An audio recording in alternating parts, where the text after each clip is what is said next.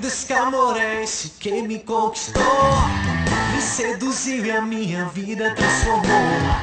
Mesmo sabendo o nada que eu sou, me escolheu, elegeu e me fez todo seu. Eu tô seguindo, cantando a sua misericórdia em mim, a sua graça, sua força me leva onde eu não posso ir. Eu tô de malas prontas pra seguir o meu Senhor, vou ouvir do mundo se preciso for. Sou capaz de tudo pra servir e amá-lo, porque Ele é meu céu, minha paz, Ele é meu tudo. E aí, meu povo, gostaram da lembrancinha do Alano?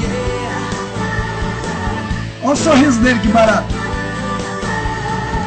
Meu Deus, que amor é esse que me conquistou, me seduziu e a minha vida transformou. Vocês estão vendo bem ele? Mesmo sabendo o nada que eu sou, me escolheu, elegeu e me fez todo legal, né? Eu vou seguindo, cantando Baixa esse som aqui. a sua misericórdia em mim, a sua graça, sua força me leva onde eu não posso ir. Eu tô de malas prontas pra seguir meu Boa noite todo mundo aí. Como é que vocês estão? Estão bem? Passaram bem a semana? Quem foi lá? Quem foi no jubileu do Alano? Eu fui. Quem foi? Foi muito bom lá, não foi?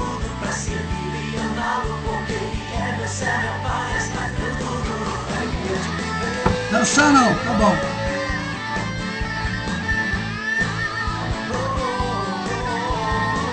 Então, a gente viu como o do Alano estava feliz lá, né? Como ele estava emocionado com a homenagem da Arquidiocese. E essa foto aqui, eu acho que foi o pessoal lá da Gráfica dos Salesianos que fez, né? O jubileu dele de 50 anos. Como o do Alano está sorridente aqui, né? Olha lá, com a cara tão... Olha que legal, né? Não é bom a gente ver o nosso bispo assim, feliz, né? Eu tenho mais dessa folhinha, tá? Quem quiser, ó. Ó. Depois pega comigo que tem repetido, tá bom? Então quem quiser é só pegar. Tá todo mundo aí já? Muito bem. Vou levar domingo lá. Boa, a gente pode sortear, boa ideia. Você tem porque eu te dei, Juliano, né? Tá bom. Vocês estão com o YouCat aí? Estão com a Bíblia? Estão com o Catecismo? Então, então vamos começar, né? Eu queria mostrar uma coisa legal que eu não sei se vocês viram. Saiu no Globo, um caderno sobre o Cristo Redentor. Carioca abençoado, ó, legal. Caderno inteiro aqui falando sobre o Cristo Redentor. Muito legal, falando sobre a construção dele. Muitos detalhes interessantes. E aí uma coisa que muita gente não sabe. Ver se vocês sabem. Como é que foi construído o Cristo Redentor? Quem construiu? É presente de quem? Como é que é isso? Você sabe? Quem sabe? É um presente, vou dar uma dica. Primeira, opção A. É um presente da França. Opção B. Cristo Redentor é um presente dos Estados Unidos. Opção C é um presente, sei lá. Qual é a resposta certa? Hein, quem sabe? Pois é, esse que é o problema, ninguém sabe. O Cristo Redentor não é presente de ninguém. O Cristo Redentor foi construído com o dinheiro dos jovens católicos, da Igreja Católica no Brasil inteiro. Nenhuma parte. Não houve presente dos Estados Unidos, não houve presente da França, nem de país nenhum. O Cristo Redentor é uma obra da Igreja Católica, da Ação Católica, dos jovens católicos, junto da hierarquia, que construíram o Cristo Redentor. Pagaram com a despesa, pagaram com o dinheiro deles. Isso quase ninguém sabe. Não foi o presente de ninguém. Isso é muito legal. Deixa eu baixar a mão um pouquinho. O Cristo Redentor foi construído com o dinheiro dos fiéis do Brasil inteiro. De pouquinho em pouquinho, cada um ajudava um pouquinho. Igual a Basílica de Aparecida, por exemplo. Que você paga lá a taxa e você ganha lá você paga lá para comprar como se fosse um tijolinho para botar em Aparecida, não é isso? Ou na Canção Nova, exatamente. O Cristo Redentor foi construído assim, com o dinheiro dos fiéis, sobretudo aqui do Rio de Janeiro e tal, mas do Brasil inteiro. Mandaram dinheiro, mandava-se dinheiro, e aí era construído o Cristo Redentor.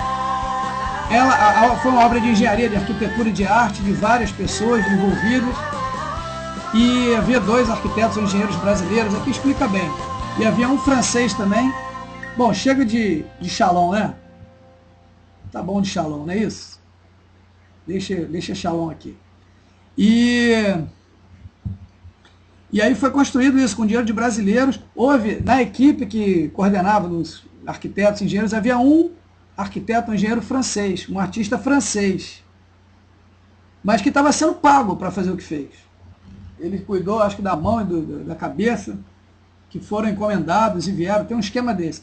Mas não é presente dos outros, não. É uma obra construída com dinheiro, com empenho, com esforço dos católicos brasileiros. É um presente dado ao mundo, né? E a toda a sociedade, né? E que hoje tem um alcance muito maior, né?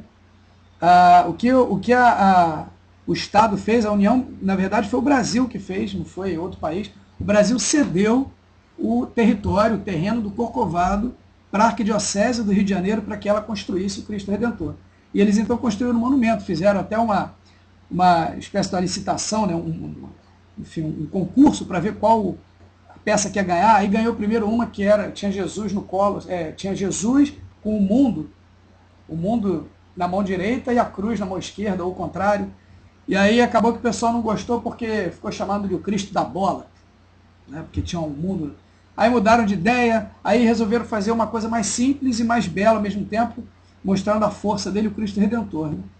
Então o sinal da cruz, ele redentor, ele vencedor da morte, ressuscitado, vencedor da cruz, de braços abertos e tudo. Então Cristo Redentor, o Cristo Salvador.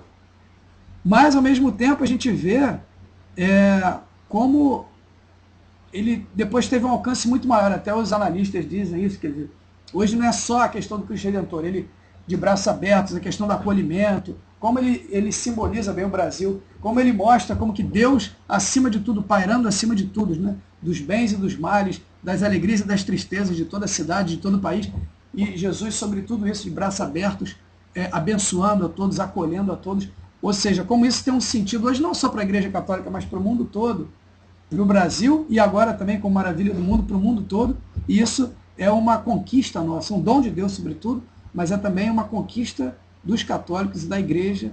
É um dom que a Igreja fez, enfim, para toda a sociedade civil, para o Brasil e para o mundo inteiro, né?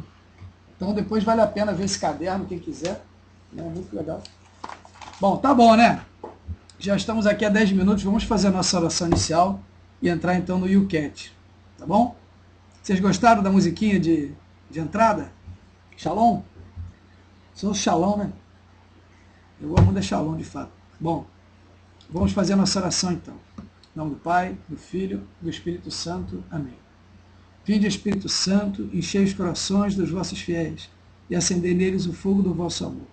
Enviai o vosso Espírito, tudo será criado e renovareis a face da terra. Oremos. Deus, que instruístes os corações dos vossos fiéis com a luz do Espírito Santo, fazei que apreciemos retamente todas as coisas segundo o mesmo Espírito e gozemos sempre da sua consolação. Por Cristo, Senhor nosso. Amém. São José, rogai por nós. Escreve aí, rogai por nós. Então, São José que eu botei hoje ali no meu Facebook, não sei se vocês viram lá, hein? Olha aí a campanha, hein?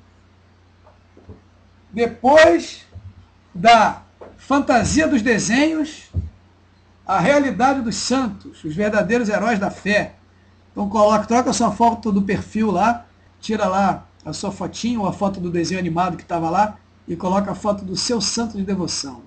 Aquele que com seu exemplo te estimula na fidelidade ao nosso Senhor. Vamos dar esse testemunho aos nossos irmãos de fé até o dia 1º de novembro, dia de Todos os Santos. Vai ser um belo testemunho, bonito, né? Então vamos fazer isso. Muito bem. Vamos ao catecismo. Todo mundo aí com ele? Bem, semana passada a gente parou na questão 10. Não sei se vocês estão lembrados disso. Verdade? A gente parou na questão 10 que dizia o seguinte: ficou tudo dito com Jesus Cristo ou prosseguirá a revelação depois dele? E a resposta muito forte do catecismo: em Jesus Cristo foi o próprio Deus que veio ao mundo. Ele é a última palavra de Deus. Ouvindo-o, toda pessoa humana, em todos os tempos, pode saber quem é Deus e o que é necessário para a sua salvação. E aí completa, né? No Evangelho de Jesus Cristo está perfeita e completamente disponível, à disposição de todos, a revelação de Deus. Para que ela nos seja clara, o Espírito Santo introduz-nos na verdade cada vez mais profundamente. Então, e aí depois vai falando mais alguma coisa aqui. Depois fala das revelações privadas, né, como a gente viu também no catecismo. As revelações privadas dos videntes de Guadalupe, Lourdes, Fátima, não podem aperfeiçoar o Evangelho de Jesus, que já é perfeito. Embora não sejam universalmente vinculativas, podem ajudar-nos a entendê-lo melhor, desde que a sua verdade seja examinada pela Igreja e confirmada. Então eu queria propor o seguinte: que nós voltássemos a esses números 65, 66 e 67, tá? 65, 66 e 67 do catecismo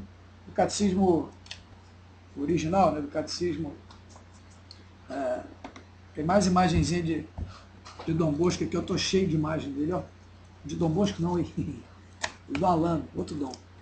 Olha quantos eu tenho. Vocês querem? Querem? Ó. Depois vocês pegam comigo. Domingo lá na Laranjão, quem vai lá? Quem vai lá? Eu vou. Então, esses números 65, 66 e 67 do catecismo, esse catecismo aqui, o catecismo original, tá? Esse aqui. São muito bons e muito importantes, e vão dizer justamente isso, que Cristo é mediador e plenitude de toda a revelação, e que nele Deus disse tudo em Cristo, Deus disse tudo no seu verbo. De muitas vezes, de diversos modos, falou Deus outrora aos nossos pais pelos profetas. Nestes dias que são os últimos, falou-nos por meio de seu Filho. Esse é o primeiro versículo da carta aos Hebreus. Carta aos Hebreus, né? Não é atribuída mais a São Paulo, né? Mas enfim, isso não importa. Então isso, diz aqui que Cristo, Filho de Deus feito homem, é a palavra única, perfeita e insuperável do Pai. Essa é a nossa fé. Em Cristo, Deus disse tudo. Nele o Pai disse tudo e não haverá outra palavra senão esta. Então, se nós quisermos saber o que Deus tem a nos dizer, basta olhar para Jesus. Basta olhar para a cruz de Nosso Senhor. A cruz ali de Nosso Senhor, né? Basta abrir a Escritura, abrir a palavra de Deus, né? E ver aqui o que Deus tem a nos dizer. São João da Cruz, depois de tantos outros, exprime de maneira luminosa comentando esse texto. Por quem dar-nos como nos deu o seu Filho, que é a sua palavra única e outra não há, tudo nos falou de uma vez nessa palavra e nada mais tem a falar. Pois o que antes falava por partes, por meio dos profetas, agora nos revelou inteiramente, dando-nos o tudo, com T maiúsculo, que é o seu Filho. Se atualmente, portanto, se hoje, 2011, portanto, alguém quisesse interrogar a Deus, pedindo-lhe alguma visão ou revelação, não só cairia numa insensatez, mas agravaria muito a Deus, em não pôr os olhos totalmente em Cristo, sem querer outra coisa ou novidade alguma. Ele é a novidade absoluta, ele é a boa nova, é o Evangelho. É Deus que se deu a nós de maneira definitiva. Você quer uma novidade? Olha para Jesus. Sempre novo. Sempre novo. Não haverá outra revelação. É o número 66. A economia cristã, portanto, como aliança nova e definitiva, olha aí a missa, né? Aliança no sangue de Cristo, a nova e eterna aliança, não vai ter outra. Essa basta, é a última, é definitiva. Jamais passará a economia cristã, portanto, como aliança nova e definitiva, jamais passará. E já não há que esperar nenhuma nova revelação pública antes da gloriosa manifestação de nosso Senhor Jesus Cristo. Todavia, embora a revelação cristã esteja terminada, não está explicitada por completo. Caberá à fé cristã captar gradualmente todo o seu alcance ao longo dos séculos. É o que faz o desenvolvimento da teologia, né? O que fazem os teólogos, os santos, né? Ou seja, aprofundar o conhecimento daquela revelação que já está ali. E aí, no decurso dos séculos, vai dizer ainda no 67, houve revelações denominadas privadas, tá bom? E algumas delas têm sido reconhecidas pela autoridade da igreja.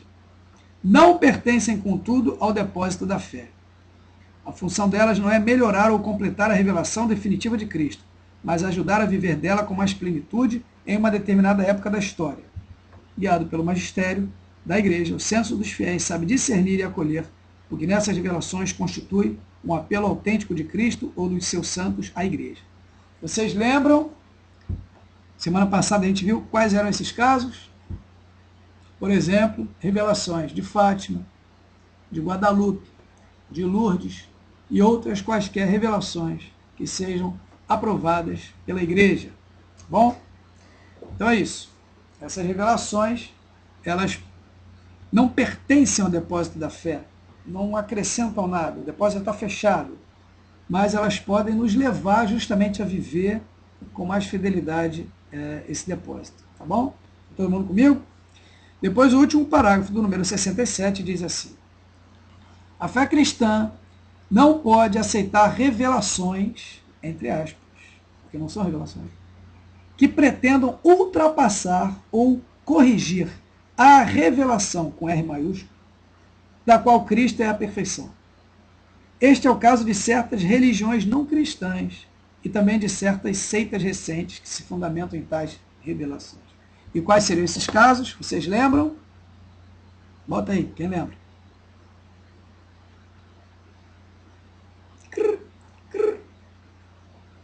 Ninguém sabe? Quem souber ganha um cartãozinho de Dom Alan, sorrindo. Olha aí. Kardecismo, muito bem. Allan Kardec, que pretende aperfeiçoar a fé cristã. Acertou, Gleice. Cris também. Espiritismo. Mormons também no nível. Todo mundo vai ganhar um cartãozinho aqui. Muito bem. Exatamente. Então, atenção, hein? Vamos continuar então agora aqui com o nosso YouCat aqui. Onde é que a gente parou? Testemunho de Jeová também. Bater na sua casa, você pode falar, olha. Vamos lá. Depois a questão 11 é uma questão tranquila, né? Porque transmitimos a fé. A gente pode até citar aquele versículo lá de missão evangelizar, né? Transmitimos a fé porque Jesus ordenou-nos de fazer discípulos de todas as nações. Lema do quê? Da próxima Jornada Mundial dos Jovens, em 2013, aqui no Rio, né? E de fazer discípulos de todas as nações. Está citado aqui na jornada em 2013. Né? 2013 que vai ter... O que vai ter aqui no Rio, né? Vamos ver.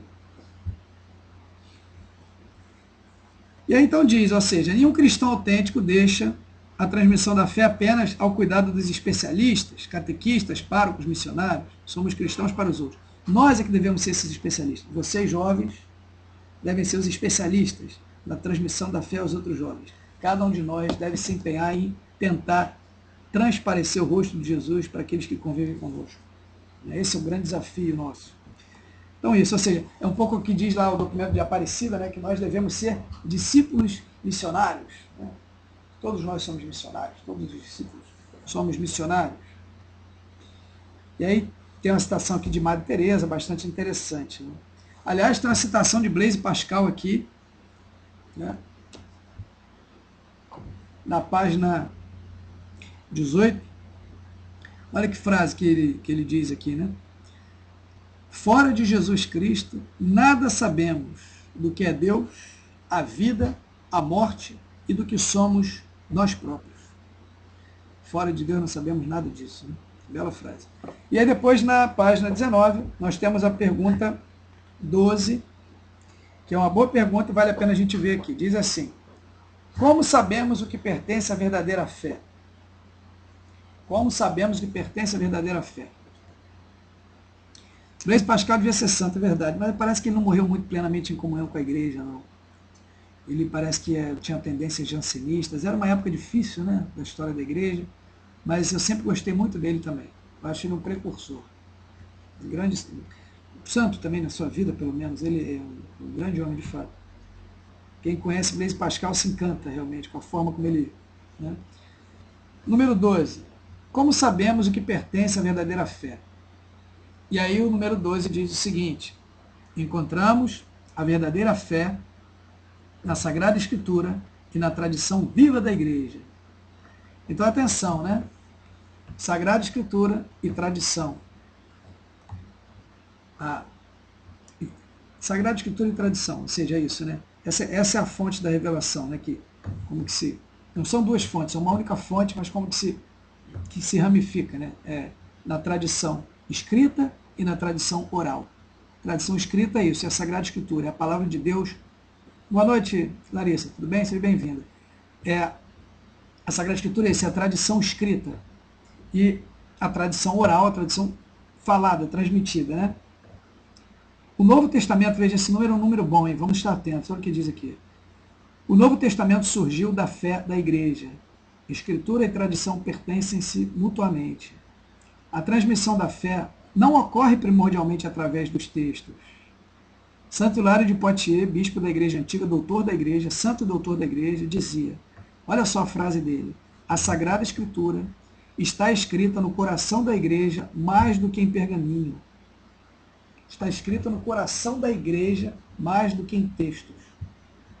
Já os discípulos e os apóstolos tiveram a experiência da vida nova, antes de mais, através da comunhão viva com Jesus. A jovem igreja convidou outras pessoas a esta comunhão, que continuou de outra maneira após a ressurreição. Os primeiros cristãos eram, citação de Atos dos Apóstolos 2, 42, assíduos ao ensinamento dos apóstolos, à comunhão fraterna, à fração do pão e às orações. Eles eram unidos entre si, mas tinham espaço para outros. É o que constitui a fé até hoje. Os cristãos convidam outras pessoas para descobrirem a comunhão com Deus, a qual, desde os tempos dos apóstolos, se manteve genuína na Igreja Católica. Sim, a tradição oral faz parte da revelação plena. A tradição oral, com T maiúsculo, não as tradições, muitas pequenas não, mas a tradição oral como um todo faz parte da revelação, da única revelação, junto com a Escritura. A revelação cristã não está só na Escritura, está na única fonte da revelação, que é a tradição escrita e oral. Tradição escrita, a palavra de Deus; tradição oral, essa que tem sido transmitida de geração em geração. Tá bom? É isto que constitui a fé até hoje, conclui o número 12. Os cristãos convidam outras pessoas para descobrirem a comunhão com Deus, a qual, desde os tempos dos apóstolos, se manteve genuína na Igreja Católica. Percebe?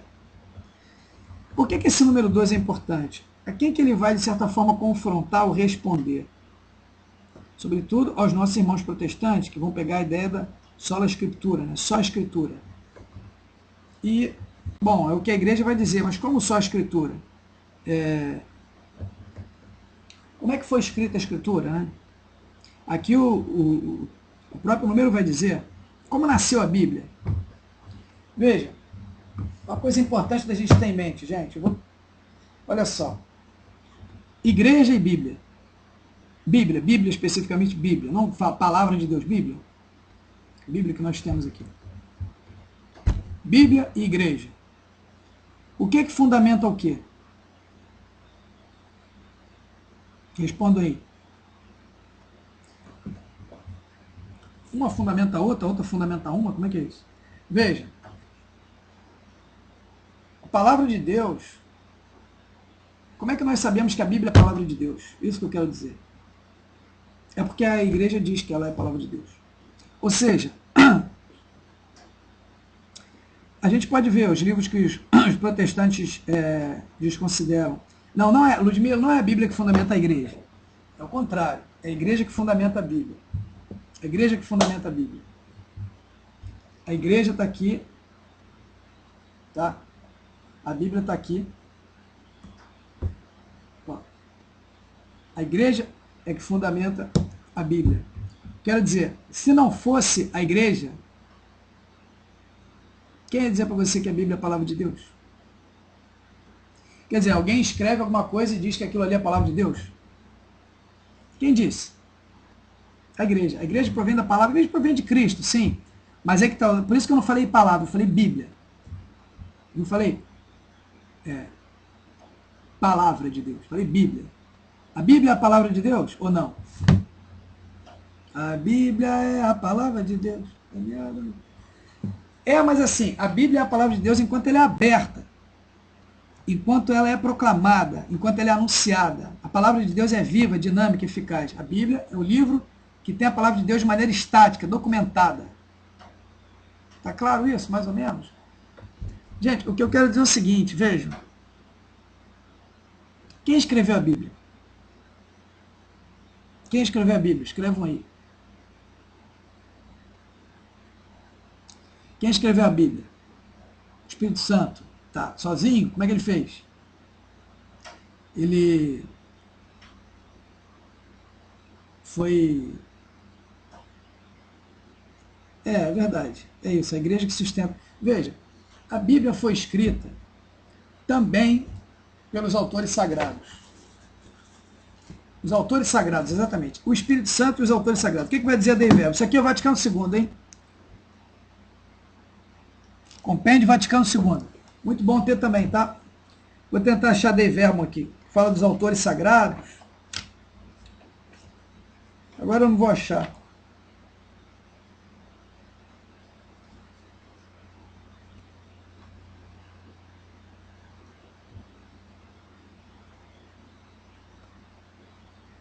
Achei.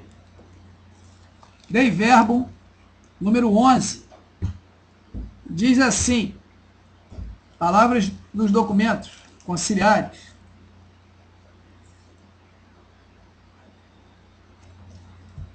Mais ou menos isso, exatamente. Ou seja, mas o que eu quero dizer é isso, a Bíblia, não estou querendo desvalorizar a Bíblia, gente, pelo amor de Deus, ao contrário. O que eu estou dizendo, o que eu estou querendo é valorizar a igreja. É a Bíblia, é a igreja que diz que a Bíblia é a palavra de Deus. Nós, eu e você que está aí do outro lado da telinha, você, meu irmão, minha irmã, que está me vendo agora, nessa colocação aqui, você, meu irmão, pode não saber, mas você só acredita que a Bíblia é a palavra de Deus, porque a Igreja Católica diz isso para você. Não é verdade? Então veja, olha o que diz o Vaticano II. Documento Dei Verbum sobre a palavra de Deus. As coisas divinamente reveladas que se encerram por escrito e se manifestam na Sagrada Escritura foram consignadas, anotadas, sob a inspiração do Espírito Santo, pois a Santa Mãe Igreja, segundo a fé apostólica, tem como sagrados e canônicos os livros completos tanto do Antigo como do Novo Testamento, como todas as suas partes, porque escritos sob a inspiração do Espírito Santo. Então, sob a inspiração do Espírito Santo, né, que eles escreveram. Aí diz assim, então, né? A igreja tem como canônicos e como os livros, tanto do Antigo como do Novo Testamento, em todas as suas partes, porque escritos sob a inspiração do Espírito Santo, eles têm Deus como autor. E nesta sua qualidade foram confiados à mesma igreja. Na redação dos livros sagrados, Deus escolheu homens, dos quais se serviu, fazendo-os usar suas próprias faculdades e capacidades, a fim de que, agindo ele próprio neles e por eles, agindo ele próprio, Deus mesmo, agindo Deus mesmo neles e por eles, escrevessem como verdadeiros autores tudo e só aquilo que ele próprio quisesse. Os autores sagrados escreveram tudo que Deus quis e só o que Deus quis, porque foram inspirados pelo Espírito Santo, mas são verdadeiros autores. Foram verdadeiros autores. Ou seja, tchau, Enilde, vai ter que sair, que pena. Deus te abençoe. Depois você vê o videozinho. Foram verdadeiros autores. Ou seja, eles não eles não escreveram como se fosse com um transe, né? Ou se fosse psicografia, né? Assim que nem lá fazem supostamente fazem lá os kardecistas e tal. Não foi nada disso. Eles escreveram segundo a sua forma de escrever. Pegar o primeiro versículo de Lucas. Olha o que diz aqui. Primeiro versículo de Lucas. Evangelho segundo Lucas. Alguém sabe o que diz lá? Olha o que diz. Lucas começa o seu evangelho assim. Visto que muitos já tentaram compor uma narração dos fatos que se cumpriram entre nós, conforme nos transmitiram os que desde o princípio foram testemunhas oculares e ministros da palavra, a mim também pareceu conveniente, após acurada investigação, após minuciosa investigação de tudo desde o princípio, escrever-te de modo ordenado, ilustre Teófilo, para que verifiques a solidez dos ensinamentos que recebeste. Ou seja, Lucas investigou cuidadosamente aquilo que escreveu, né? Ele escreveu com cuidado, com carinho, com atenção. Ele não escreveu em transe, Deus soprou no ouvido dele e ele escreveu, nada disso, né? Ele escreveu segundo suas condições, segundo suas capacidades, mas Deus o inspirava de maneira misteriosa e providente. Então, eles são os verdadeiros autores. Lucas, João, Marcos, Paulo, Judas, são esses escritores, né? Judas Tadeu, são os escritores, Tiago, assim por diante, são os autores da Bíblia, junto com o Espírito Santo, são verdadeiros autores, e Deus também é o verdadeiro autor. A Bíblia, ela manifesta, sim, a mesma realidade de todas as outras coisas na nossa vida. Tudo que nós temos, tudo que nós somos é dom de Deus e ao mesmo tempo uma conquista nossa. E essa é a pedagogia de Deus. Desde o povo de Israel, saindo do deserto e indo para a terra prometida. Eles, quando chegam na terra prometida, eles percebem aquela terra onde corre leite e mel como um dom de Deus. Esse Deus maravilhoso que nos fez esse dom, que nos tirou da escravidão e nos conduziu para uma terra prometida, uma terra onde corre leite e mel. Mas, ao mesmo tempo, eles veem aquilo como uma conquista deles. E era assim que Deus queria que fosse. Deus que chega, quando o mar vermelho está lá, Deus fala assim para Moisés, fere o mar com a vara e diz ao povo de Israel para eles marcharem. Diga ao povo de Israel que marche. E Deus abre o mar. Quer dizer, ele nos manda fazer o que está ao nosso alcance e faz o impossível. Todos os milagres de Jesus têm essa pedagogia. Ontem, por exemplo, festa de Nossa Senhora Aparecida, bodas de Caná. Jesus podia ter estalado o dedo e feito aparecer água lá naquelas talhas vazias lá. Ele manda encher. Hoje seria fácil, né? Você abre a torneira e deixa encher, mas naquela época não tinha torneira. Naquela época eles tinham que pegar 600 litros de água no poço. O trabalho, a beça. Mas depois Jesus transforma essa água em vinho. Quer dizer, exatamente, o que nós podemos fazer ele não faz. Mas o que está além do nosso alcance, aí ele faz. Ele completa a obra. Então assim também, os milagres têm uma cooperação do homem, tem uma participação nossa. Nós fazemos o que está ao nosso alcance e Deus então faz o milagre, faz o que está além do nosso alcance. Assim também a Escritura. A Escritura aparece para nós como um mistério da cooperação entre Deus e os homens. De uma maneira misteriosa, providencial. Boa noite, Margarete. Exatamente. Deus é impossível, o possível é nosso. De alguma maneira, a Bíblia também é expressão disso. Ela é obra de Deus e dos homens. Os homens são verdadeiros autores. Eles não estavam em transe. Eles escreveram de verdade. E Deus também é verdadeiro autor. Deus inspirou aqueles autores de uma maneira misteriosa. Então assim a Bíblia aparece para nós. Ou seja, quem escreveu a Bíblia? Quem escreveu a Bíblia foi a igreja. Pensaram nisso? Já perceberam? Quem escreveu a Bíblia foi a igreja. Por quê? Lucas, João, Tiago, Paulo, eram o quê? Eram membros da igreja. Eram fiéis, católicos, cristãos, seguidores de Jesus. Os varões apostólicos que Deus escolheu para que escrevessem. Então a Bíblia escreveu a igreja. Aliás, o contrário. Falei, apaga esse pedaço aí, volta, edita aí. Foi a Bíblia que escreveu a igreja? Não. A igreja escreveu a Bíblia. A igreja escreveu a Bíblia. Percebe? Isso, o Antigo Testamento foi o povo de Deus, o povo de Israel que foi escrevendo, né? Sem dúvida. Mas, sobretudo, o Novo Testamento. A igreja escreveu o Novo Testamento. Então, ou seja, o que fundamenta a Bíblia como palavra de Deus, o Novo Testamento, e a própria compreensão do Antigo Testamento, que o Novo vai dar, a perfeição da compreensão do Antigo Testamento, que o Novo vai dar, é a própria igreja. A igreja que fundamenta isso. Isso é importante a gente ter essa noção, para saber que, veja, Jesus não mandou ninguém escrever o que ele falou, o que ele fez. Ele mandou que fosse anunciado o Evangelho. Não é que quem escreveu estava errado, escreveu sob inspiração de Deus. Mas o mais importante é isso, é que fosse anunciado o Evangelho.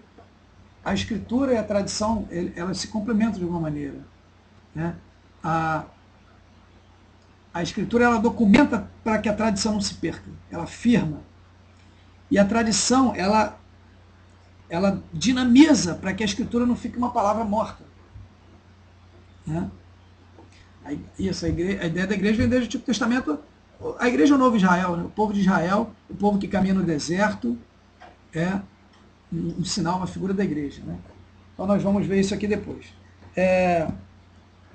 Então isso, a Sagrada Escritura está escrita no coração da igreja mais do que em pergaminho. Eu vou voltar nessa questão aqui ainda hoje, lendo um número daqui a pouco do Catecismo que vale muito a pena ler, que é o número 95, tá? Do Catecismo, que a gente já vai ler já lá.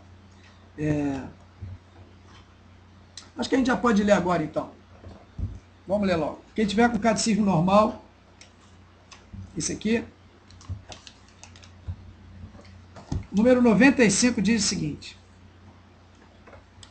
fica, portanto, claro que, segundo o sapientíssimo plano divino, a sagrada tradição, a sagrada Escritura e o magistério da Igreja estão de tal modo entrelaçados e unidos que um não tem consistência sem os outros, e que juntos, cada qual ao seu modo, sob a ação do mesmo Espírito Santo, contribuem eficazmente para a salvação das almas.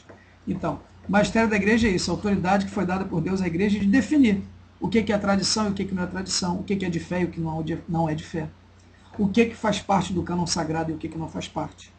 Tá bom? Então, o magistério da igreja que define isso. Então, esses três elementos, tradição, a Escritura e o magistério, não podem existir sozinhos, um sem o outro.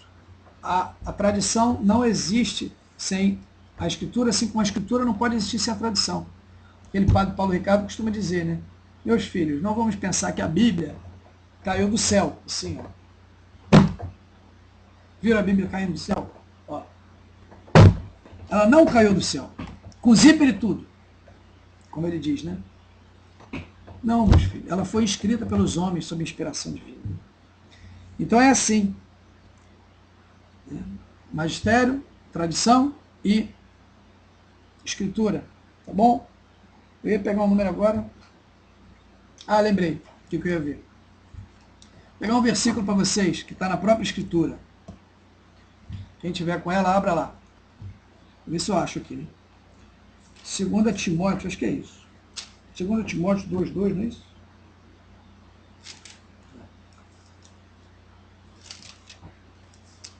Não vou achar, vou ter que ficar devendo para a semana que vem. Que vergonha, né?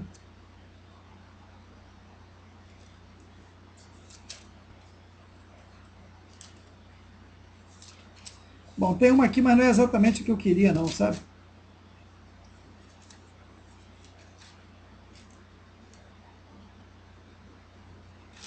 Olha só. Tem uma que diz aqui assim, ó. Segunda carta a Timóteo, 2, capítulo 2, versículo 2, diz assim, Paulo fala assim para Timóteo: o que de mim ouviste, na presença de muitas testemunhas, confia-o a homens fiéis, que sejam idôneos para ensiná-lo a outros. Ou seja, a gente vê aqui várias gerações da tradição da igreja. Boa noite, tudo bom? Olha só, o que de mim ouviste, então Paulo transmitiu para Timóteo. Confio, na presença de muitas testemunhas, confio a homens fiéis. Aí uma terceira geração. Paulo ouviu e confiou a Timóteo. Timóteo, você confia o que você ouviu de mim a outros fiéis, que por sua vez sejam idôneos para transmiti-los a outros. Olha aí, 4 gerações. Então a gente vê aí a tradição da igreja. Mas a palavra que eu queria mesmo era uma outra que diz aqui, que diz assim: o que de mim ouviste, por escrito ou oralmente, confio a outros irmãos. Aqui, achei. Está na segunda carta aos Tessalonicenses essa, tá?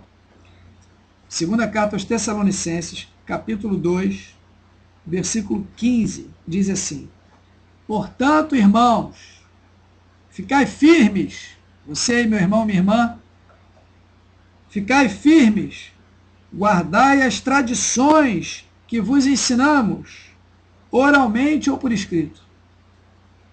Está aqui, na Escritura. Paulo dizendo: guardai as tradições que vos ensinamos, oralmente ou por escrito. Então, a própria Escritura dá testemunho. Né? Repete a passagem.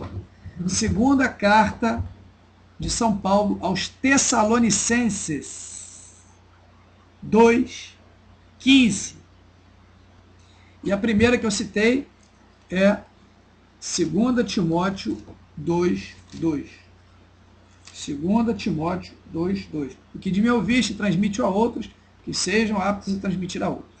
Bom, então a gente vê aqui como de fato a tradição é importante ao lado da Escritura. A Escritura sozinha, ela não tem como fundamentar a si mesma.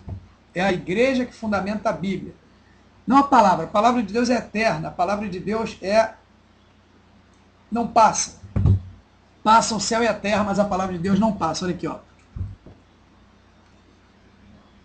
Passarão o céu e a terra, mas minhas palavras jamais passarão.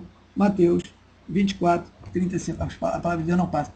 Mas a Bíblia, que é a palavra de Deus escrita, vamos dizer assim, o que fundamenta ela como palavra de Deus? Como é que nós sabemos que ela é a palavra de Deus? Porque a igreja assim nos diz. É isso que eu quero dizer.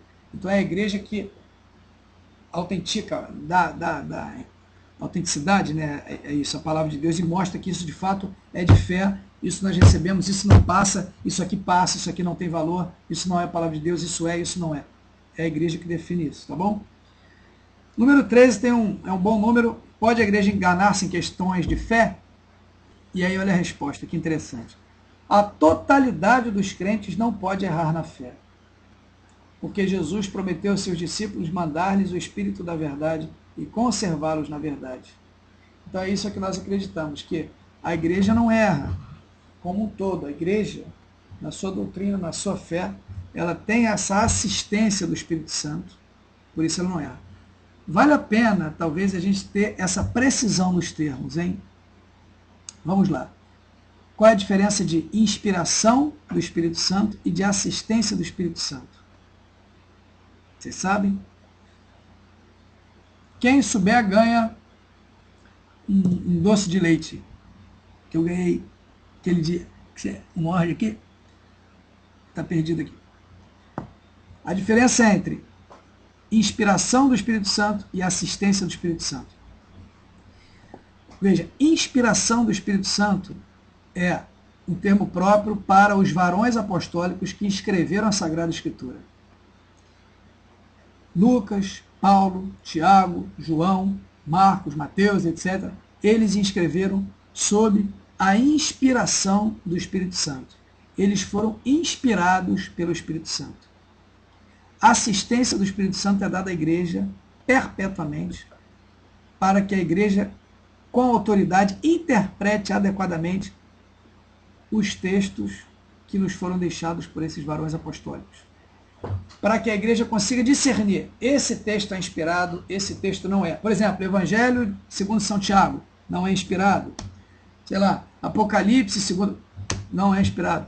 Evangelho segundo Filipe, Evangelho de Tomé, não é inspirado. Percebe? Então, como é que a igreja define isso? Isso aqui é inspirado por Deus, isso não é. Isso aqui é de fé, isso aqui não é. Ela define isso porque ela tem a assistência do Espírito Santo.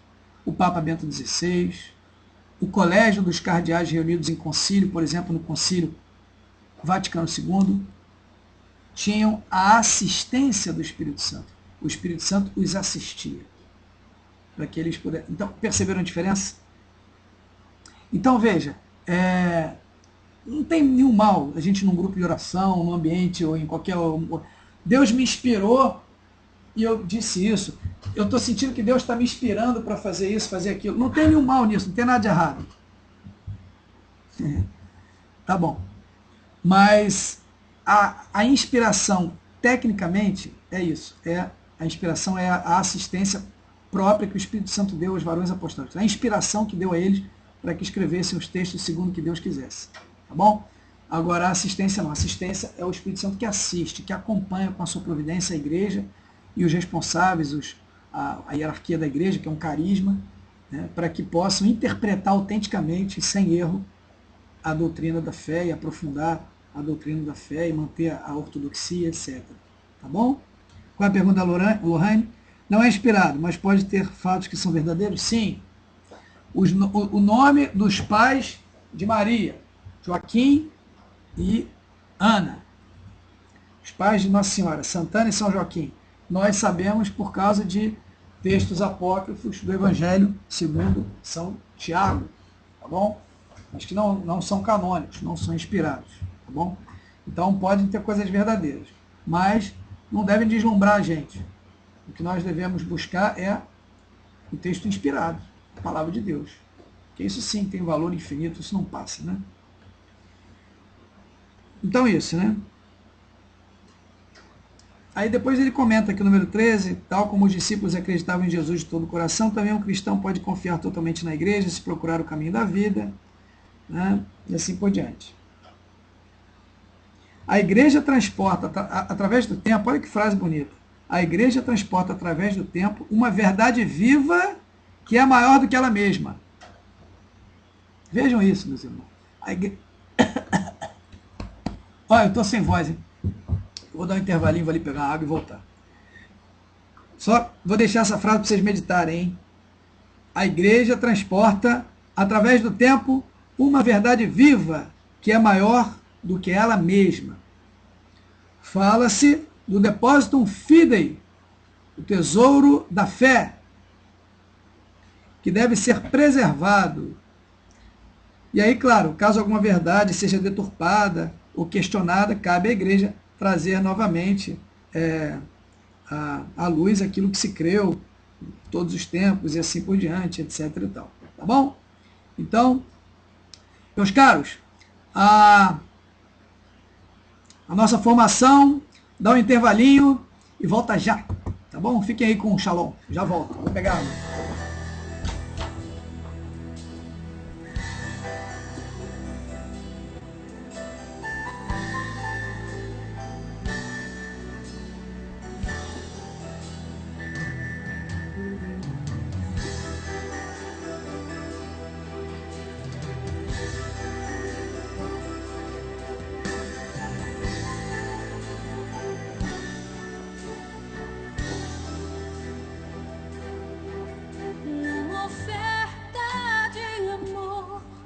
Sacrifício de louvor, minha vida.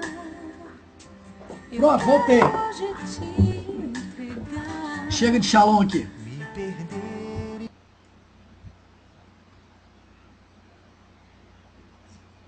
Acabou o recreio, vamos voltar.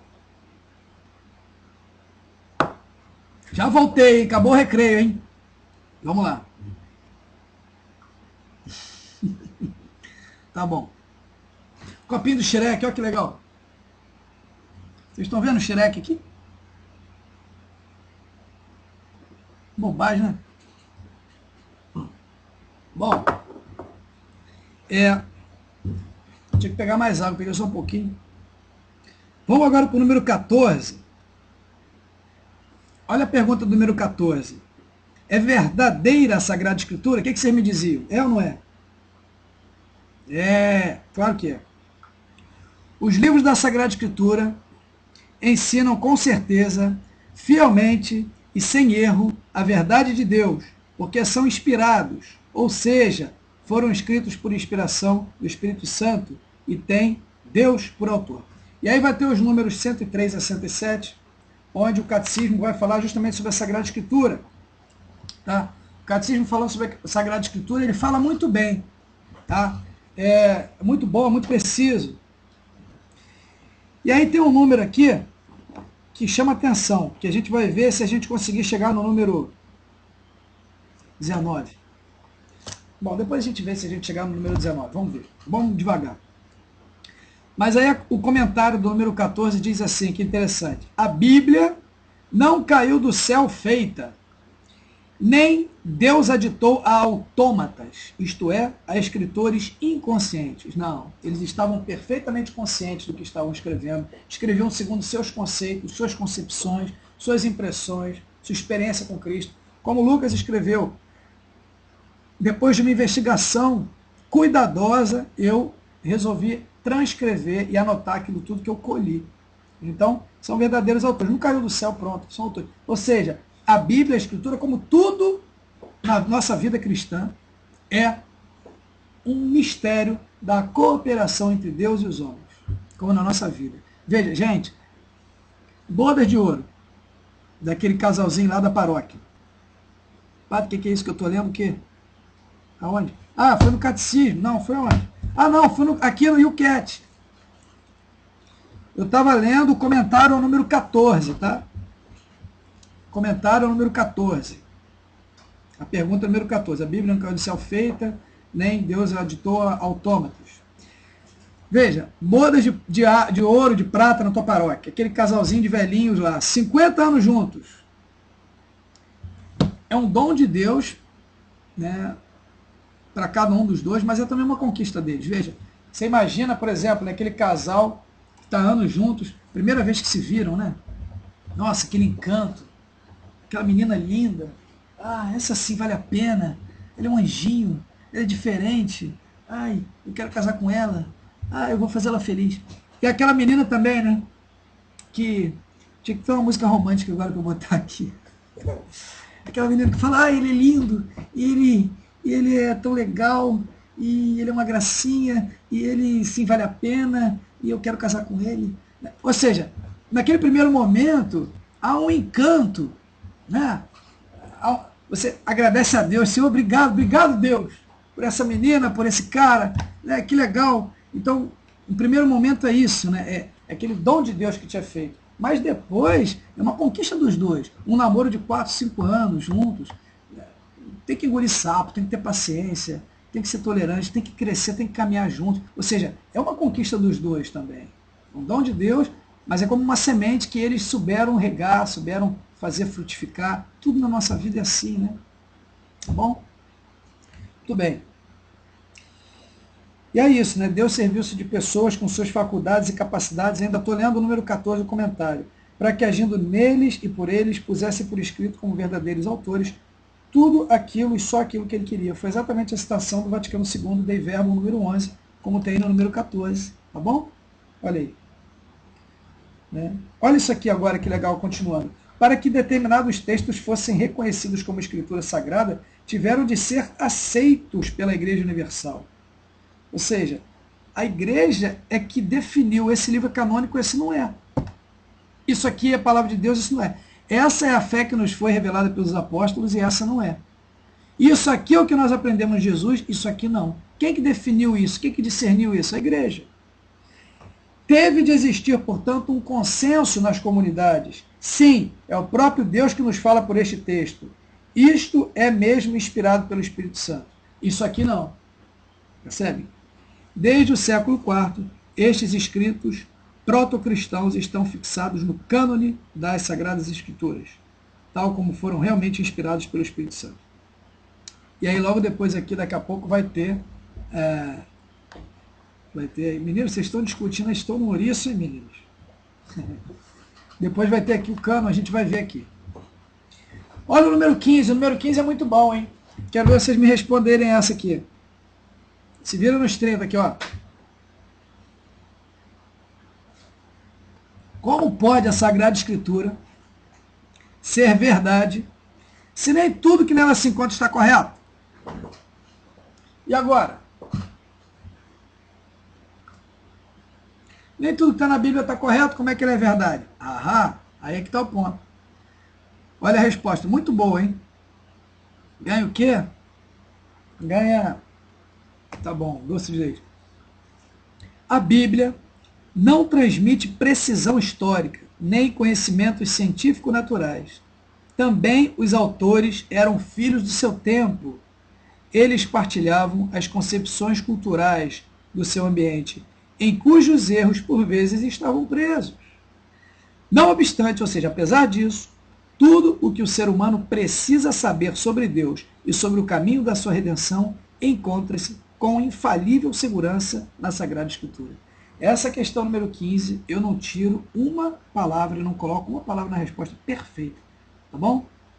Veja, como é que vocês acham que Lucas escreveu? Em grego. João, Marcos, cada um escreveu com a sua letra, com a sua caligrafia, da forma como escrevia, segundo suas concepções. E por isso estavam presos, talvez, alguns erros, algumas concepções culturais do seu tempo, da sua época. Mas isso não importa, porque a Bíblia não tem a pretensão de transmitir precisão histórica ou conhecimentos científicos naturais, mas a salvação, anunciar a salvação para o homem e dar a salvação. E aqui sim, apesar desses erros que pode haver, tudo o que o ser humano precisa saber sobre Deus e sobre o caminho para a sua redenção encontra-se, aí sim, com infalível segurança na Sagrada Escritura. Ou seja, em matéria de fé, em matéria de salvação, não existe nenhum erro na Bíblia. A Escritura é clara. Perfeito? Ou seja, é isso, é um pouco esse Deus que caminha conosco apesar das nossas fraquezas, apesar das nossas limitações, que usa disso, que nos acolhe por inteiro, né, que não nos despreza nem nos deixa de lado por causa das nossas fraquezas, das nossas misérias, mas faz uso até disso. Esse Deus que é o sumo bem a ponto de conseguir tirar um bem até do mal. Até das nossas limitações, fraquezas, Deus tira o bem. Tirar um bem de um bem é fácil, mas Deus tira um bem até do mal. Até do mal Deus tira um bem. Como na história de José, do Egito, que foi vendido como escravo pelos seus irmãos, mas aquilo na verdade foi uma ocasião que a providência encontrou para mandar José à frente, para que ele providenciasse pão na hora da fome. E ele salvou então não só o Egito, mas todo mundo de uma fome terrível.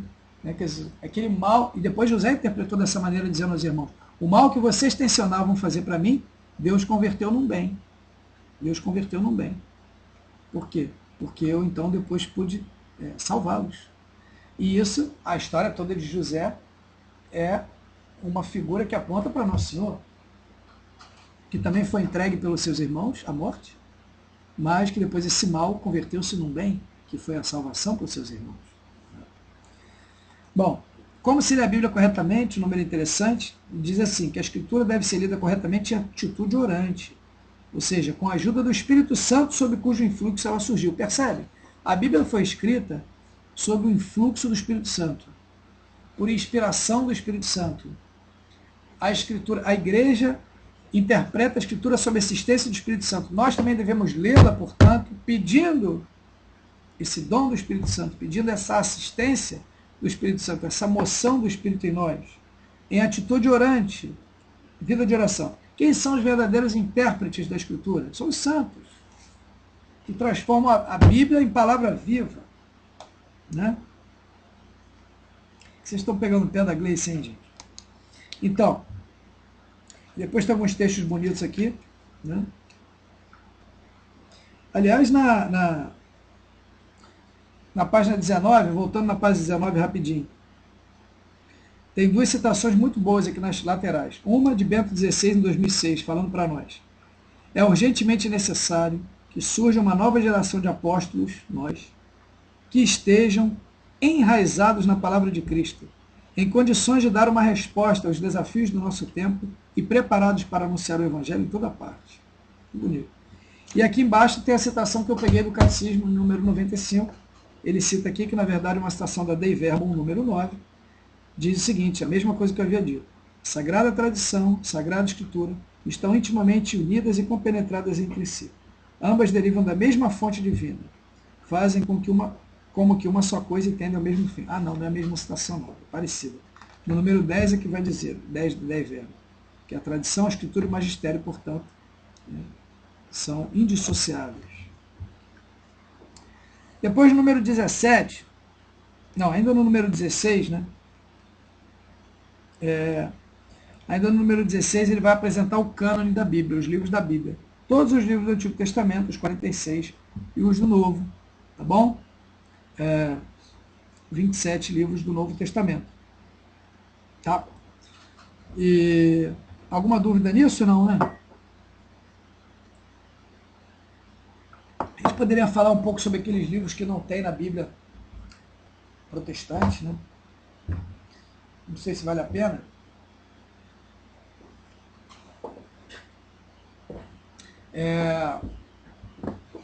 Então, esses livros não sei se vale a pena a gente falar deles, né? Mas eles tiraram da tradição porque eles foram escritos em grego e os próprios, digamos, ali pelo século I, o Novo Testamento foi todo escrito em grego, né? Porque era a língua falada na época. O povo não falava mais, provavelmente o hebraico, né? Não sabia, sobretudo, escrever, né? Em hebraico. E então os autores, João, Lucas, todos eles escreveram em grego o Novo Testamento. E aí depois os judeus se reuniram ali no Concílio em Jamnia, uma cidade lá, mais ou menos ali pelo ano 100, e fizeram, digamos assim, uma tentativa de compilar e de excluir os livros cristãos para que não houvesse confusão com os livros deles, da tradição deles, e colocaram alguns critérios, então, para que os livros fossem reconhecidos como autenticamente da tradição judaica. E eles não poderiam ser escritos em grego, então. E eles também deveriam ser até a época da restauração de Esdras, se não me engano. E tinha um outro critério, agora não me ocorre. E por causa disso, eles excluíram então alguns livros que faziam parte da sua própria tradição. Excluíram, claro, todos os livros cristãos, mas excluíram o Eclesiástico, excluíram Sabedoria, excluíram alguns outros livros que faziam parte da sua própria tradição. Por quê? Porque haviam sido escritos em grego, porque eram mais recentes. Ou seja, os próprios judeus tiraram da sua tradição alguns livros seus para evitar que houvesse livros cristãos misturados com os deles. Como que assim, eles tentaram, para arrancar o joio deles, eles acabaram arrancando o trigo. Para tirar livros que não eram da sua tradição, eles estabeleceram critérios que acabaram arrancando livros da sua tradição, como são o Eclesiástico, por exemplo, Sabedoria e tantos outros. Tantos outros não, 7 livros, se não me engano. Depois, quando houve o rompimento da igreja protestante, eles assumiram esse critério para o Antigo Testamento, o critério dos hebreus, e não o critério cristão. Então, excluíram também os livros que os hebreus não consideravam como sendo da sua tradição, mas que os cristãos sim reconheciam como sendo da tradição judaica. Basicamente, a questão é essa. Eles quiseram fazer uma interpretação restritiva dos livros, por isso excluíram livros que os judeus não reconheciam, mas que eram da própria tradição dos judeus. Basicamente isso. Não é que eles deixaram de acreditar no que acreditaram, mas eles tiraram livros que eram da sua tradição, por causa dos critérios que eles estabeleceram. Os livros gregos não foram aceitos por isso, porque um dos critérios é que o livro tinha que ser escrito em hebraico, porque o livro escrito em grego certamente já teria um influxo da cultura grega. Digamos que a gente fosse fazer uma compilação aqui no Brasil dos livros que falassem sobre o Brasil. E aí, alguns critérios. Tem que ser escrito em português. Pegar um livro escrito em inglês, falando sobre o Brasil? Não pode. Mas digamos que houvesse um livro escrito em inglês por brasileiros que moram nos Estados Unidos e que escreveram muito bem e um excelente livro sobre o Brasil, sobre a cultura brasileira, mas o livro está em inglês. E aí, como a gente estabeleceu esse critério, a gente joga fora esse livro porque ele foi escrito em inglês, quer dizer, um critério que a gente estabelece, mas que acaba tirando de nós um pouco do que havia de compilado da nossa cultura. Percebem? Um pouco isso. Né? Foram os últimos a serem escritos, provavelmente até porque foi quando o grego começou a ficar mais forte. Né? Bom, isso não é uma questão tão importante, a gente poderia voltar nisso depois, é meio complicado realmente. Né? Significado que tem o Antigo Testamento para os cristãos, é a pergunta número 17. E aí vai dizer que Deus mostra-se como o sustento criador do mundo, guia, educador da humanidade. Também os livros do Antigo Testamento são palavra de Deus e Sagrada Escritura. Sem o Antigo Testamento não é possível compreender Jesus. Isso é muito interessante. Eu sempre costumo dizer isso. Jesus não caiu de paraquedas no mundo. Jesus foi preparado por todo o Antigo Testamento. E quantos exemplos a gente tem ali, né, no Antigo Testamento que nos apontam para Jesus, que nos mostram, que são figuras que mostram Jesus. E a gente vê como tudo foi preparado, né? Tudo foi bem encaminhado ali, né? por Jesus, né? Por Deus, né? Até a plenitude dos tempos vi Jesus, todos os profetas e tudo. Né? Olha aqui, o Antigo Testamento revela-se mais do que um simples prelúdio ao Novo, ou seja, uma simples abertura do Novo. É mais que isso, né? Os mandamentos, as profecias não foram revogados. Cristo não veio aboli-los, mas dar-lhes pleno cumprimento. Né? Então, basicamente isso. Né? No Antigo Testamento começa uma grande história didática da fé, que no Novo Testamento sofre uma decisiva viragem e atinge a meta com o fim do mundo e o retorno de Cristo. Bom, basicamente o que vai dizer isso, né? Que o Antigo Testamento ele nos mostra que Jesus não caiu do céu assim, não caiu de paraquedas. Veja, um exemplo bobo de tantos que a gente pode pegar. Pensa em Abraão. Vocês conhecem Abraão? Nosso pai na fé? Abraão que sobe o Monte Moriá com seu filho Isaac para sacrificá-lo. Isaac com 12 anos. O que diz lá? Que Abraão subia com o fogo e o cutelo. E Isaac carregava a lenha. E aí, enquanto os dois subiam, Isaac fala assim para o pai: Pai, temos aqui o fogo, o cutelo, a lenha, mas onde é que está a vítima para o sacrifício? E aí Abraão, num arrobo de sabedoria, de presença de espírito, responde: Deus vai providenciar, meu filho, a vítima. Que resposta, né? Formidável. Sem mentir, ele preserva o filho de uma verdade dolorosa. Né? Gente, Isaac carregando a lenha para o próprio sacrifício às costas. É sinal de quem? Qualquer horário, pode ser. De manhã, pode ser. Beleza. Ok, padre. Abraço, tchau, tchau. Então, Isaac carregando a lenha às costas para o próprio sacrifício. É um sinal de quem, gente? De Jesus.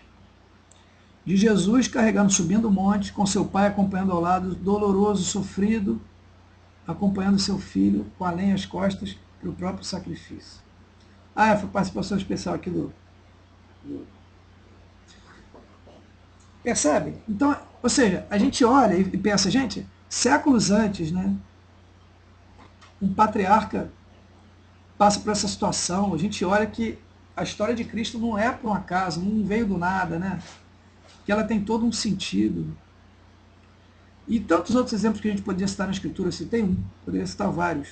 Como Jesus é prefigurado nas Escrituras, como Deus foi preparando um povo para a partir dele revelar Jesus como Salvador de todos os outros povos. Né? Então isso tudo mostra realmente o valor da Escritura do Antigo Testamento. E aí o Novo Testamento? Bom, nem se fala. Qual o significado que tem o Novo Testamento para os cristãos? Está na pergunta no número 18. Né? Vai dizer o seguinte: no Novo Testamento consuma-se a revelação de Deus. Aquilo que a gente dizia nos números 65, 66 e 67 do Catecismo. Que ali, em Cristo, Deus disse tudo e a revelação está completa. No Novo Testamento consuma-se a revelação de Deus. Os 4 evangelhos são o coração da Escritura e o mais precioso tesouro da igreja. Jesus é o nosso irmão mais velho, exatamente aquele exemplo também que a gente pode pegar, e tantos outros, hein? Ainda tem outros. Depois me lembra que a gente pode dar outros exemplos. O de Noé, por exemplo, né? Gente, Noé, olha a arca de Noé, né? O que acontece na arca de Noé? Deus vê a humanidade afundada em pecados. E aí ele chora tanto que inunda o mundo d'água, né? Essa é a ideia. E aí, mas ele vê um justo. Um justo, Noé. E aí o que ele faz? Salva quem? Noé? Não, Noé e sua família. Noé e sua esposa, seus 3 filhos e suas respectivas esposas. Ou seja, toda a família de Noé foi salva porque Noé era justo. Salva como? Por meio de uma arca. Essa arca é sinal do que, gente? Da barca de Pedro, da igreja. Noé, o único justo que havia naquele lugar, era um sinal de quem? Era uma figura de quem? De Jesus. O único justo que existe de verdade na humanidade. Então, Jesus é esse, o único justo que se salva dessa inundação de pecados. o único justo e inocente de verdade, que se salva. Mas junto com ele salva quem? Salva também a sua família. Ele não se salva sozinho, ele salva seus irmãos. E quem são os irmãos de Jesus? Ele mesmo diz: quem é meu irmão, minha irmã, minha mãe? São aqueles que ouvem a palavra de Deus e a põem em prática. Esse é meu irmão, minha irmã e minha mãe. Então, se você, meu irmão, minha irmã, que me ouve aí do outro lado, se você está disposto a cumprir a palavra de Deus, meu irmão, minha irmã, você é irmão de Jesus. E você então está sendo salvo por Jesus nesse momento, meu irmão. E como que você faz? Ele te convida, entra dentro da barca aqui, pula para dentro da barca de Pedro. Né? E aí toda a família de Jesus é salva na arca de Noé. Toda a família de Jesus é salva na barca de Pedro. Olha aí. Outro exemplo que a gente tem, e tantos outros a gente podia pegar, né? Senão a gente vê mais um, não sei. Enfim, já tem uma hora e blau, vamos embora, né? Está na hora de terminar, gente. Então o significado que tem é esse, né? São o coração da Escritura, o maior tesouro da igreja. Gente, esse é o tesouro nosso. Olha só, Vaticano, todos os quadros que tem lá, toda a riqueza, Banco do Vaticano, dinheiro, catedrais, pode destruir tudo, pode acabar com tudo. O maior tesouro da igreja é o Evangelho, a revelação do amor de Deus dada a nós, é Cristo. Essa palavra de Deus que está escrita mais nos nossos corações do que em pergaminhos. Isso aqui é papel, papel e tinta, papel e tinta. Fica velho, a gente compra outro, encaderna de novo. Isso aqui é o de menos. O mais importante é o conteúdo. Esse é o maior tesouro, a maior riqueza da igreja. Isso aí é uma maravilha. Então esse é o tesouro da igreja. O Deus que se dá a nós. Eucaristia, irmãos. Tem dom maior? Meu Deus, né? Então, neles mostra-se o Filho de Deus como ele é e como vem ao nosso encontro. Nos Atos dos Apóstolos conhecemos os primórdios da igreja e a ação do Espírito. Nas cartas, a vida do ser humano é iluminada. No Apocalipse, antevemos o fim dos tempos, enfim, tem tudo. E aí tem um comentário, número 18, muito interessante também, diz assim: Jesus é tudo o que Deus nos queria dizer. Jesus, olha essa frase, gente. Jesus é tudo que Deus nos queria dizer. Todo o Antigo Testamento prepara a encarnação do Filho de Deus. Todas as promessas de Deus encontram em Jesus o seu cumprimento. Gente, vamos anotar essas frases, botar numa e pendurar assim para não esquecer. Jesus é tudo que Deus nos queria dizer. O Antigo Testamento prepara a encarnação do Filho de Deus. E todas as promessas de Deus encontram em Jesus seu cumprimento. Tudo aponta para Jesus. A pedra angular no qual todo edifício se encaixa. Aquela pedra que foi rejeitada pelos construtores tornou-se a pedra angular. Então é isso. E aí depois, só vamos pegar o número 19, tá? E aí, depois que a gente vê o número 19, a gente para no número 19 e na semana seguinte a gente continua a partir do número 20 falando sobre a fé, tá bom? Pode ser? Tudo bem? Número 19 vai dizer um número, é interessante, vai dizer assim. E aí eu queria, quem é que está com o catecismo em espanhol, quem é que está com o catecismo em português aí? Hein? Quem?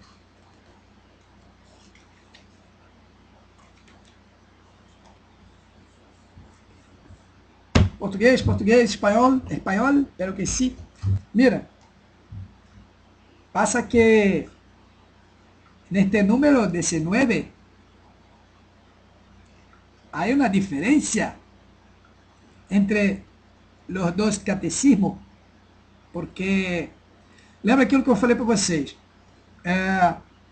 o catecismo ele passou pelas conferências episcopais, então ele teve algumas diferenças. Até a foto é diferente, ó, é parecido, mas é diferente aqui, que legal. Viram a diferença? Viram? Esse aqui é o catecismo em português, ó.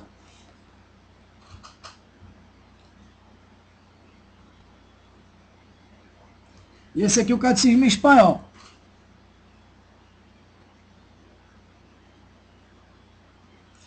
Bom, mas o mais importante é o conteúdo. O número 19 tem uma diferença. O que diz o catecismo em espanhol? Vou traduzindo para o português, né? A pergunta é a mesma. Em português está: Que papel desempenha a Sagrada Escritura na igreja? Em espanhol está, que função tem a Sagrada Escritura na igreja? Mesma coisa. A resposta, em espanhol, diz assim, a igreja saca a sua vida, tira a sua vida e sua força da Sagrada Escritura. A igreja colhe, ela toma, ela pega para si, ela saca, a igreja saca a sua vida e sua força da Sagrada Escritura. Em português a resposta é, a igreja busca a sua vida e a sua força na Sagrada Escritura, como quem busca água num poço. Tem um acréscimozinho. Então quem está em espanhol aí, saiba disso, que em português existe um acréscimo. A igreja busca sua vida e sua força da Sagrada Escritura, como quem busca água num poço. E aí depois o início da resposta é um pouco diferente. E dá uma minúciazinha aí que a gente tem que estar atento. Nenhum dos dois está errado, mas existe uma nuance que uma conferência quis destacar e a outra não fez questão, e que eu queria trazer para você para a gente concluir a nossa formação de hoje. Repete, tá? Repetir o quê? A igreja busca a sua vida e a sua força na Sagrada Escritura, como quem busca a água num poço. Exatamente. E aí no comentário,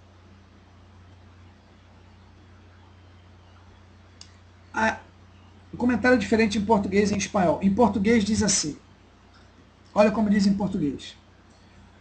Além da presença de Cristo na Sagrada Eucaristia, a igreja nada honra com mais veneração que a presença de Deus na Sagrada Escritura. Prestaram atenção na frase? Além da presença de Cristo na Sagrada Eucaristia, a igreja nada honra com mais veneração que a presença de Deus na Sagrada Escritura. Como está em espanhol? Com exceção da presença de Cristo na Sagrada Eucaristia, não há nada que a igreja venere com mais reverência do que a presença de Cristo na Sagrada Escritura. Percebem? Perceberam que há uma diferença? Em português, além da presença de Cristo na Sagrada Escritura, a igreja nada honra com mais veneração que a presença de Deus na Sagrada Escritura. Desculpa, vou repetir que eu errei. Em português, além da presença de Cristo na Sagrada Eucaristia, a igreja nada honra com mais veneração que a presença de Deus na Sagrada Escritura. Em espanhol, com exceção da presença de Cristo na Sagrada Eucaristia, não há nada que a igreja venere com mais reverência do que a presença de Cristo na Sagrada Escritura. Exatamente, é diferente. Em espanhol diz assim, em português diz, além da presença de Cristo na Escritura, a igreja venera a presença da Eucaristia. Ô, luta, gente. Apaga aí. Volta. O que diz em português? Além da presença de Cristo na Eucaristia, a igreja nada venera tanto quanto a presença na Escritura. E o que diz em espanhol? Com exceção da presença de Cristo na Eucaristia, a igreja nada venera mais do que a Escritura. Ou seja, em espanhol destaca-se que a Eucaristia está em primeiro lugar. Que a coisa que a igreja mais venera é a presença de Cristo na Eucaristia. E depois disso, ou seja, a exceção disso, que a igreja mais venera é a presença de Cristo na Escritura. Percebe? E em português não, em português o que diz? Além da presença de Cristo na Eucaristia, a igreja venera a presença de Cristo na Escritura. Então existe uma nuance. Vamos pegar o catecismo. Vamos fazer o seguinte, na próxima formação a gente volta nesse tema, tá? No número 19 a gente volta nisso. Mas é só para vocês concluírem ele meditado. Catecismo da Igreja Católica, número 103. O que diz o catecismo no número 103? A Igreja sempre venerou as divinas Escrituras, como venera também o corpo do Senhor. Ela não cessa de apresentar aos fiéis o pão da vida tomado da mesa da palavra de Deus e do corpo de Cristo. Né? Percebe? Isso diz o 103. Exatamente. Um é tão importante quanto o outro. Um é tão importante quanto o outro em português. Um é mais importante que o outro em espanhol, né, Gleice? Se botou errado aí. Isso. É mais ou menos essa a distinção. Então, no número 3, 103 no catecismo vai dizer, o catecismo é esse aqui, o catecismo normal da igreja vai dizer, a igreja sempre venerou as divinas escrituras, como venera também o corpo do Senhor. Sempre venerou as divinas escrituras, como venera o corpo do Senhor. Não cessa de apresentar aos fiéis o pão da vida tomado da mesa da palavra de Deus do corpo de Cristo. A diferença é que a igreja, que tem grande veneração pela escritura e pelo corpo do Senhor, pela Eucaristia, ela adora a Cristo presente na Eucaristia, mas não adora a escritura, porque ali a presença de Deus é dinâmica, não é concreta, palpável como é na Eucaristia. Catecismo número 1373. Mesmo catecismo aqui. 1373.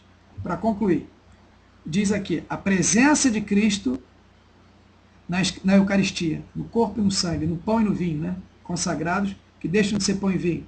A presença de Cristo pelo poder de sua palavra e do Espírito Santo. Olha o que diz aqui o número 1373.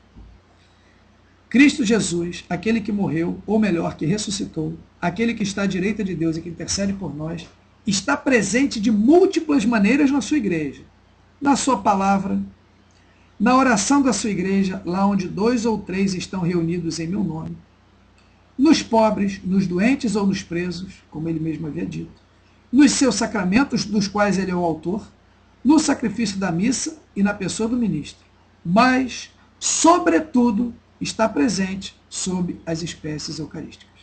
Ou seja, a presença é diferente. É uma presença mais forte, mais... Não que as outras presenças não sejam reais, mas essa é a presença por antonomasia mesmo. Ou seja, é o Cristo que está ali, né? A ser adorado. Né? Então essa é uma distinçãozinha que existe no número 19. A gente conclui então a formação de hoje com esse número 19. E a gente volta na próxima semana. Voltando nesse número ainda, a gente volta nesse tema, tá? E depois a gente pega do número 20, pelo menos até o número 24. Depois, quem quiser, a gente pode seguir até o número 29, tá bom? Pergunta para doce de leite, o que é? Ó, então, do número 20 ao 29 na próxima semana, tá bom? 20 ao 29, hein? Semana que vem. Bom, gente, algumas questõezinhas para propor vocês aqui. Primeiro, semana que vem é dia 20 de outubro. E já vai ter começado a novena do glorioso São Judas Tadeu. É verdade, Margarida, isso aí. Já vai ter começado a novena do glorioso São Judas Tadeu, padroeiro da paróquia onde eu estou trabalhando. E nós teremos novena. Eu não sei que horas vai acabar lá, gente. Se eu me atrasar, vocês esperem que eu chego, tá? E começo, talvez a gente faça uma formação menor, que está cada dia maior a formação. Hoje já tem 1 minuto e 23, já passamos mais um pouquinho, né? Um dia a gente chega a ficar, sei lá quanto, que é 2 horas aqui? Não é possível, né? 5 horas, não sei daqui 3 da manhã. Mas semana que vem talvez atrase, talvez eu não consiga chegar às 10h15. Se eu atrasar, paciência, a gente começa mais tarde um pouco, mas eu vou fazer. Não tem sentido também transferir para outro dia, porque novena todo dia vai estar igual, então não adianta, tá? Então, quinta-feira, dia 20, vai ter a formação normal, talvez um pouco mais curta, se começar mais tarde, tá? Depois, no dia 27, a mesma coisa, porque é véspera da festa. Então, novena ainda. Bom, isso.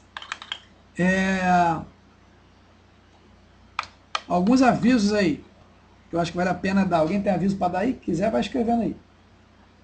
Eu tenho um. Vai ter festa PLOC lá na dia 15, né, da paróquia. Tem o endereço lá, quem quiser depois procura lá pelo Face lá. Depois, dia 16, domingo, todo mundo no Laranjal, 3 da tarde, com Dom Alano. Levem suas coisinhas da jornada e etc. Tá bom? Para Dom Alano ver. E aí já vale a pena ir avisando, ó, tem exposição da Trindade sobre a jornada dia 23 de outubro, estão avisando aí, avisos paroquiais aí. Outra coisa, tcharam! DNJ, ei! DNJ! Olha o nosso papinha Bentinha, ei! Ai! Oi, jovens! Caríssimos jovens do Brasil, da Arquidiocese de Niterói, Deus os abençoe. Não tenham medo de abrir as portas a Cristo. Ele não tira nada, Ele dá tudo. Os espero em 2013 no Rio. Que bom vai ser estar com vocês. Muito bom. Visitar o Rio de Janeiro, Cristo Redentor. Niterói, eu quero ir a Niterói. Olha aí, ó. Jornada Mundial da Juventude, hein? Tá bom? Então, ninguém faltando, tá bom? Que mais? Mais alguma coisa aí? Do Alano também, ó. Hoje é o dia da hierarquia da igreja. Então, vamos levar as coisas todas lá para o dia 16, dia 30, DNJ. Ah, só mais uma coisa, gente, importante, isso vale a pena falar também. Atenção. Nós, na São Judas Tadeu e Caraí, ainda temos muitos cartazes desses, tá? Então, se vocês quiserem, peguem comigo. É só ir lá na Secretaria da São Judas e pedir a Margarete, tá bom? Se alguém quiser cartaz e tiver ruim de ir na São Judas, for melhor ir na Cúria, fala comigo que eu levo para a Cúria, não sei. Peguem cartaz, gente. A gente tem uns 40 cartazes desse ainda. Uns 40, para a gente divulgar nas paróquias. Então, você... pegue aí, para divulgar, tá bom? Para divulgar o DNJ aí nas paróquias de vocês, tá ok? Gente, vamos fazer a nossa oração final, e rezar uma Ave Maria, tá bom? Para a gente concluir. Boa, boa, vou tentar levar domingo no Laranjal, boa ideia. Vou tentar levar domingo no Laranjal, boa ideia. Tá bom? Me lembra disso, tá, Gleice? Me lembra aí, pessoal, tá bom, de fazer isso, tá? Olha aí, tem outro aviso aqui, dia 15 agora, tem louvor com lançamento do DVD Canal da Graça e Eletrocristo. O que é isso? Eletrocristo, gente? Caramba. Tá bom. Muito bem. Vamos rezar então uma Ave Maria, que a gente já está com quase 1h30 de colocação. Pedir a Deus que nos abençoe, que nos dê perseverança nesse nosso estudo do catecismo. Gente, vida sacramental em primeiro lugar, tá bom? Missa de domingo, confissão, sempre que vocês sentirem necessidade. Se vocês não são crismados, alguém de vocês aí, faça o curso da crisma. Depois, vida de oração pessoal, esse estudo de catecismo, contato com a palavra de Deus, terço, liturgia das horas. Né? Em terceiro lugar, isso então, em primeiro lugar, vida sacramental. Segundo lugar, sua vida de oração pessoal, alimentar a sua fé também. Terceiro lugar, seus deveres de Estado. Seja um bom filho, uma boa filha, um bom irmão, irmã, um bom namorado, namorada, um bom estudante, ou trabalhador, funcionário que seja. Tá? Esse é em terceiro lugar. E em quarto lugar, nossas atividades pastorais. Ajudar no grupo, ajudar nisso, naquilo. Tá bom? Vamos então rezar uma Ave Maria, pedindo a Nossa Senhora que nos abençoe e que nos conduza durante toda essa semana. Ave Maria, cheia de graça, o Senhor é convosco. Bendita sois vós entre as mulheres, e bendito é o fruto do vosso ventre, Jesus. Santa Maria, Mãe de Deus, rogai por nós, pecadores, agora e na hora da nossa morte. Amém. São José, rogai por nós. São José, meu padroeiro, São José, que eu botei lá no Facebook, hein? Minha fotinho lá de São José. O Senhor esteja convosco, Ele está no meio de nós. Abençoe-vos o Deus Todo-Poderoso, Pai, Filho e Espírito Santo. Amém. Vou deixar vocês com Shalom, tá bom? E aí tem gente que reclama de mim, porque eu sou Shalom. Mas a culpa não é minha, a culpa é deles, que são muito bons. Então por isso que eu ouço muito Shalom. Vou deixar vocês com Shalom. Não vou dançar, Juliana, esquece, que eu não sei dançar, mas vocês ficam ouvindo um pouquinho de Shalom aí, tá bom? Enquanto isso, vou pegar alguma coisa aqui. Alguma coisa que eu vou levar dia 16, deixa eu ver. Deixa eu ver se eu acho alguma coisa aqui.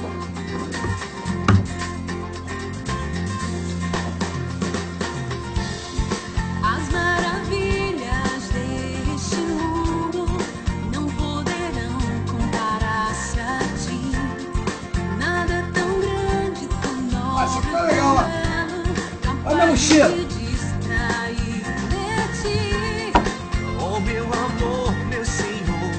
Olha que maneiro. Ó, Irlanda, Estados Unidos, Austrália, O que tenho e sou é Canadá, Hong Kong, Espanha e Alemanha. Olha que maneiro. Ó, chapeuzinho da Guatemala. Aí. tudo que tenho e sou é teu. Bandeirinha dos Estados Unidos. Jesus, tudo que tenho e sou é teu. Jesus, Aí. Jesus, Bandeira de Portugal. tenho e sou é teu. Jesus, Jesus, Portugal, Portugal, Portugal. Lembra disso? Italiani, Batilemani. E de que vale este mundo a ter, esta vida reter, se o teu céu é bem maior, vai além. E essa aqui que é a mais maneira. Das Filipinas. Ser Ó. perdido que eu vou conquistar. Yeah.